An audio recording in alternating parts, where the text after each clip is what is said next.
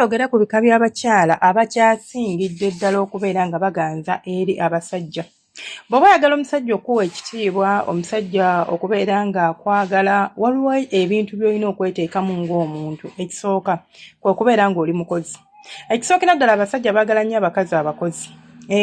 Ng'omukazi like mukozi nti asobola okuholdinga family omusajja ne waba afunyeemu obuzibu.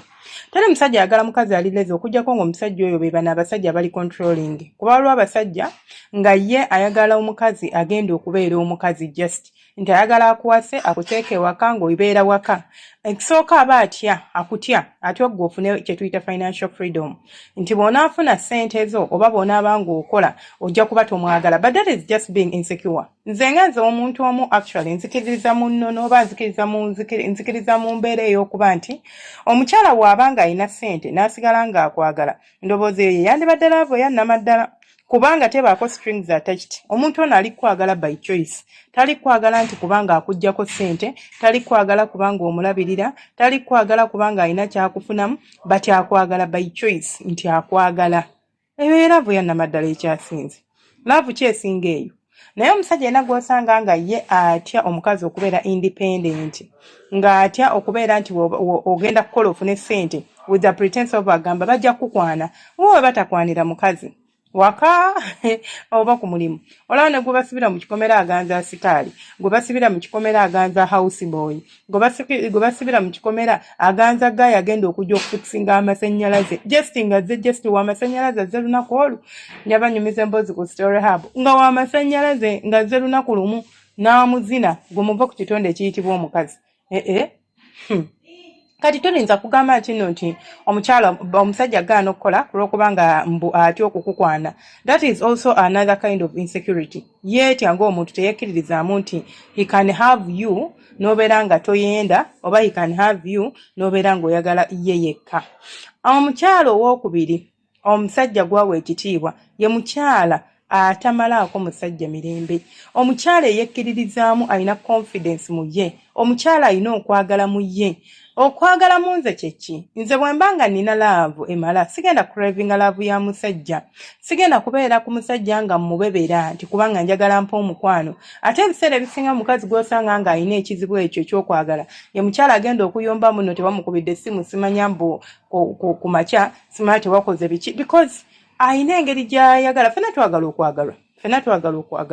But if you are busy out there struggling and hustling, togenda kunga nti ogenda kuba n'obudde obuyomba nti tebakubidde essimu sima message aluddewo giddamu kubanga naawe kennyini ajja gikusindikira nga layini y'abakasitoma basimbi. Oleme kukwata ku ssimu kubanga tosobola kukwata ssimu bakasitoma n'obalekawo mbu gw'oyogera na bbaawo.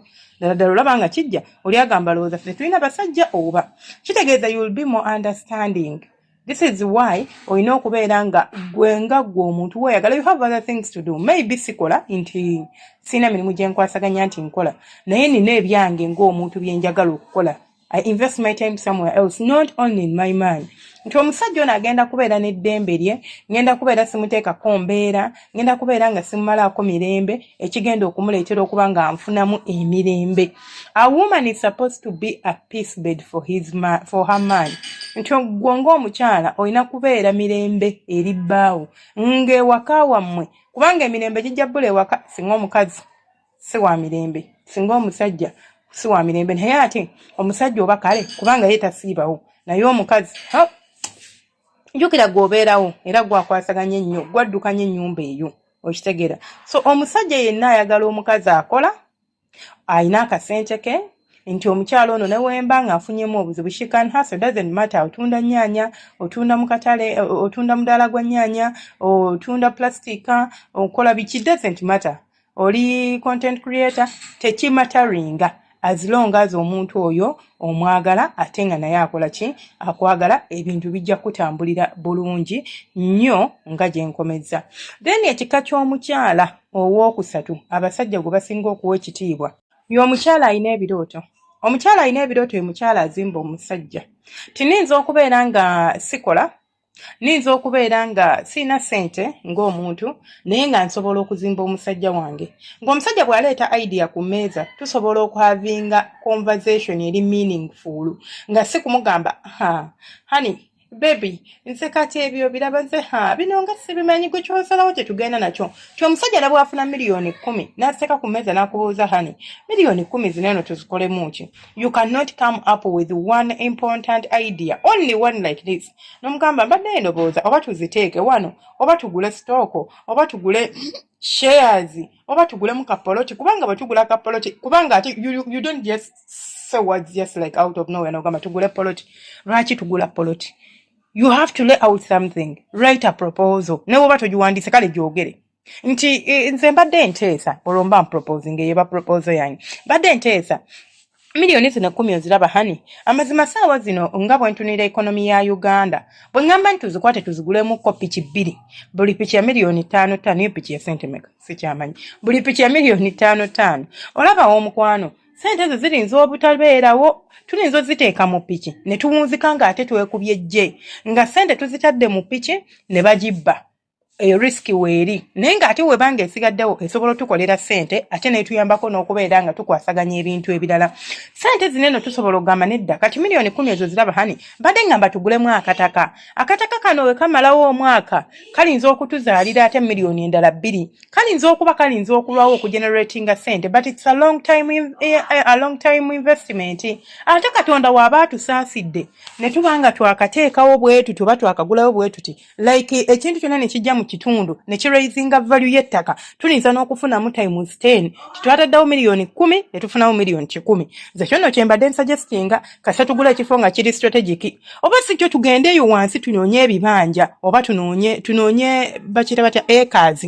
ezaki eza land title kyeki ez'ekyapa tugule bbiri nga tuziguze miliyoni 5 kubanga gye ziri eyo wansi tusimbeko emmwanyi tuteekeko emmwanyi zaffe oba tugule ekm n'ekitundu oba ekm tuteekeko balance asigadde tuyiweko emmwanyi eyo giraba hani eyingiza sente bweti ne bweti omukazi bw'atyo ye mukazi asobola okubeera mu ngalo z'omusajja nga bakulaba nti gwaddukanya ebintu by'omusajja kubanga ye gwe mafuta ge gwamutegeerera n'otandika okuddukanya ebintu by'omusajja nga n'omusajja kennyini tabitegeera naye nga gwabiddukanya kubanga gwamutegeerera oba ontegeera kubanga gwe amutegeerera n'otandika okubiddukanya n'otandika okulaga eggwe omusajja bw'ati agenda kuwa ekitiibwa omukazi bw'ati omusajja amuwa ekitiibwa omusajja atya okufiirwa kubanga amanyi without you tasobola kwezimba muve mu bino bye mubeera n'abasajja n'otandika okuleekaana mbunyo nze buli kintu ky'alina nkyagala mbu abikoze nga wendi abikoze woli gw'obaddewa what were your investments towards him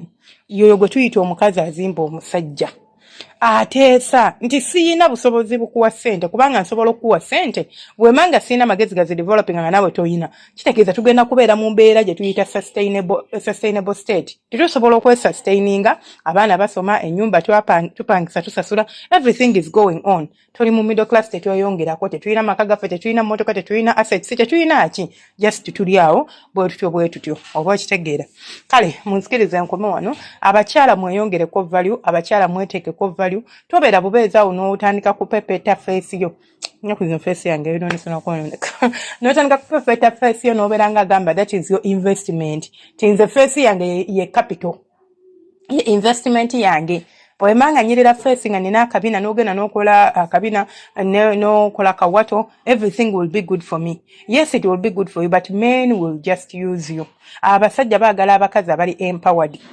igwe ng'otambuza bulungi bwokka bagenda kwebakako bwebasi they will use you as an escort yes you'll get the money but this is what you will be to them just an escort nothing else just a prostitute nothing else tewali kyamaanyi kwebakako bwebasi kunyumirwa kutuulako naye ku mmeeza kwerabisa naye nga tebasobola kuleeta anything ekirimu sente mbu tutuule twogere